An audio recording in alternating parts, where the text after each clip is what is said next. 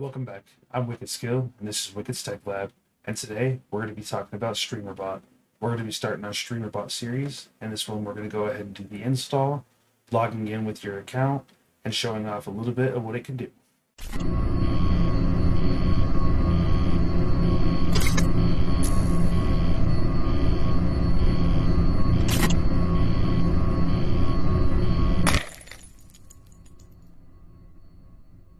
As you can see here on Streamer.bot's website, it talks about a few of the good features. It's a lightweight application that runs directly on your computer, so no more having to worry if the website's going to go down or if your bot's up and running or if your bot's working. All you have to do is open up the app on your computer and the bot works every time. It's got advanced automations that you can use for all kinds of different things with queues, actions, channel point commands, chat commands. It's got integration already built in for Twitch, OBS, and YouTube. YouTube's actually gotten some more features bumped in too that it didn't have previously. It's got extreme extensibility that you can use WebSockets, UDP, HTTP, and some other extension plugins that you can use as well. It's got custom scripting that you can use, and then it also has Speaker.bot that you can connect with it so you can make everything voice controlled. Let's go ahead and get started with the install. I'll drop the website Streamer.bot in the description, or you can just go ahead and type it in your web browser.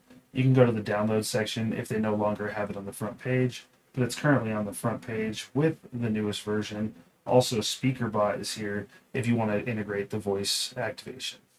Once you get Streamer.bot installed, go ahead and extract the file, then open the file.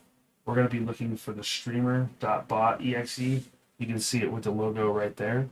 You can right click on it and pin it to your start menu or to your taskbar, and then just double click on it to open Streamer.bot.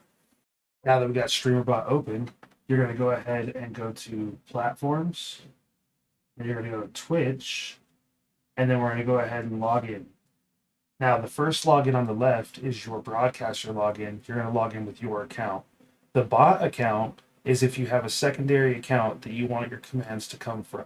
So like I have my Wicked Skill account that I use for Twitch, and then I have my Wicked IT Services account that I use for a bot account. Now, when you go ahead and go to select the second account for login, it's going to try to log you in with your primary account first, because that's what one is the one that you have attached to your web browser. So instead of using this account for your bot account, you can hit not you and log out, and then log into your secondary account, and it will populate your secondary account under the bot account. You will have to log back into your primary account when you go back onto your web browser. It's really simple to do, but if you want to have that secondary bot account, you have to hit not me and then log in with your secondary account so you can get it to populate both of them. Now that you have one or both accounts logged in, it's going to look something like this. You'll have your broadcaster account and then your bot account. If you want to use this for YouTube, you can also go to the YouTube tab, go to accounts, and I just log in with my Google for my main account. And if you have a bot account, you can do the same thing here and just log in with your bot account so you can have both of them active. So now let's go ahead and show you how to connect OBS to this. If you come over here to the Stream apps and then right click, add, and then you can type in whatever you want to call it. Mine's just named OBS, as you can see up here. The host name we're going to go ahead and leave alone, and then I'll show you how to get your port and password. I did change this to 5. And then in OBS, you're going to go to Tools at the very top, and then you're going to go to WebSocket Server Settings. When you open that, it's going to populate this menu here that you can see. It's going to give you your server port, which we already have here. The port was automatically selected. And then it has a server password. You're just going to copy that password and put it in the password spot, and then auto connect at startup and hit OK. To get this password to unhide, you're going to hit show connection info. That's how you're going to be able to see what it is to copy and paste it into that menu over here on Streamer.bot. Now that we have OBS connected, you can come over here into integrations, and you can integrate your Streamlabs, Stream Elements, Voice Mod, and a bunch of other things if you'd like to have those integrated into Streamer.bot. Now let's go ahead and show off a few of the basic things that you can do with Streamer.bot for Twitch. If you go to Platforms, Twitch, and Channel Points, this is where you're going to be able to create your selectable channel points for your viewers to be able to see. You can just right click and add, and then once you get in here, you'll be able to give it a title, give it a cost, enabled or disabled, what you want it to say. If you want it to require user input, like them tell you what you need to be doing, then you can select that one as well.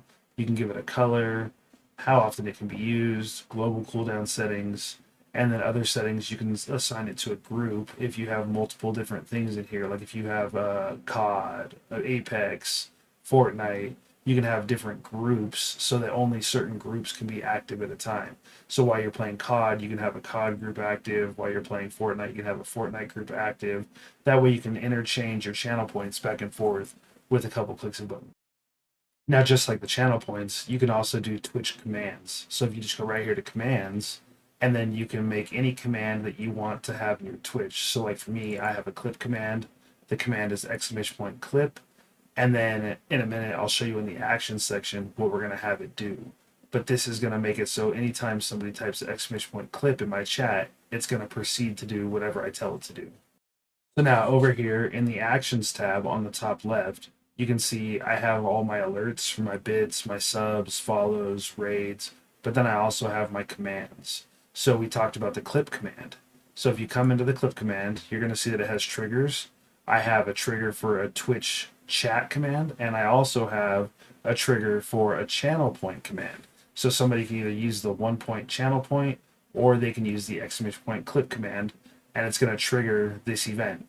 What it's going to do is it's going to find out who redeemed it.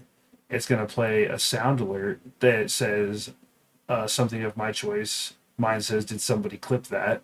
It's going to create a 30-second clip, and then it's going to go ahead and take that clip and put it in a stream marker as well, so I can go back and look at it. And then it's also going to drop the clip into the text messages of the chat so everybody else can see what was clipped. And now I'll give you a quick rundown of how the alerts work. So I have a bits alert that's from 0 to 99 bits. That's the trigger through Twitch. And then when that happens, it's going to go ahead and go through the sub actions. It's going to find out who did it. It's going to go ahead and take their name and put it into a text alert that I have and populate that on my screen. It's then also going to play a sound alert of my choice. This one says, let's put a smile on that face. Then it's going to go ahead and take a OBS source that I have hidden on a second screen. It's going to populate that onto my screen to show the GIF. And then it's going to wait the 6 seconds. And then it's going to go ahead and remove that out of visibility so nobody can see it. Now, I will be going through and showing you how to make these in another video. This is just kind of an overview to show you some of the things we can do with this.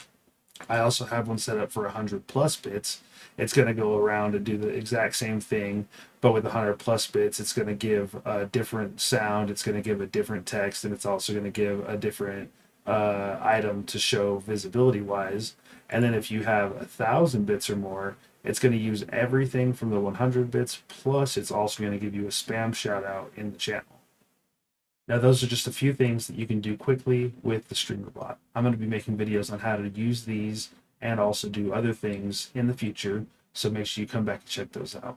Hopefully this video helped you get Streamer.bot installed and logged in on OBS, YouTube, and Twitch. Please share it with your friends, like, comment, subscribe, and if you want to see something different or if you want to see something special, make sure you comment as well and let me know what you'd like to see, and I'll try and get a video made up on that too.